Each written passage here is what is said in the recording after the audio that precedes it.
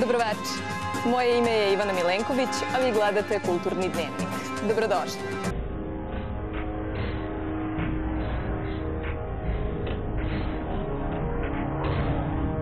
Iz sadržaja večerašnje emisije izdvajamo.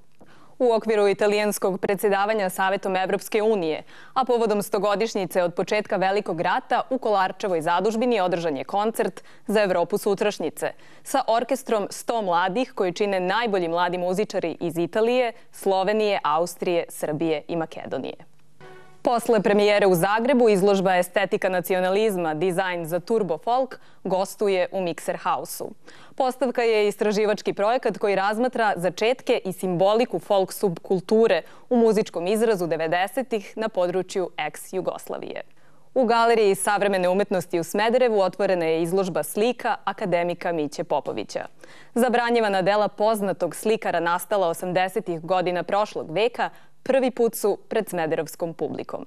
I večeras u Kulturnom dnevniku najnovije ostvarenja koje su na programu najstarijeg filmskog festivala. 71. Venecijanske mostre. Izveštava Sandra Perović. Londonsko pozorište Sadler's Wells u jesenjoj sezoni na pozorišnu scenu vraća Sylvie Gillem i Russella Malifanta, koji izvode balet Push. Inače, čuvenu francusku balerinu beogradska publika gledala je na festivalu Igre. Živimo u vremenu carstva oglašivačkog prostora, bilborda, reklama, različitih vizualnih identiteta. Naš večerašnji gost je grafički dizajner Slavimir Stojanović. Dobroveče i dobrodošli u Kulturni dnevnik.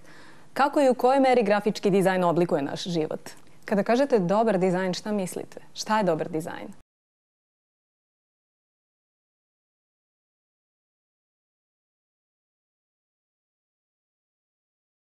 Hvala vam na razgovoru. Hvala vam. Gledali ste Kulturni dnevnik. Sledi sportski.